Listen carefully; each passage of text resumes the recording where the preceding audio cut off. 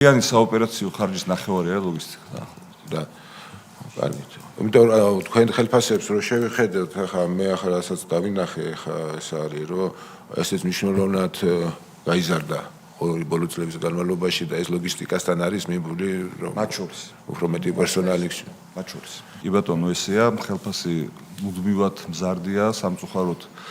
მანდ რამდენიმე გამოწვევა არის. პირველი გამოწვევა არის, რომ დიდი მანქანის მძღოლები, ვისაც C კატეგორიის მართვის მოწმობა აქვს, მაგაზე მოთხოვნა ძალიან დიდია დღეს საქართველოში და არა მარტო საქართველოში, ისინი მინდიან როგორც წესი ევროპაში და იქით ამერიკისკენ ზოგი ლეგალურად, ზოგი არალეგალურად სამუშაოთ და იმაზე სატვირთო მანქანებზე მუშაობენ, სადაც ანაზღაურება 5-ჯერ და 10-ჯერ უფრო დიდია, ვიდრე ჩვენთან იყო.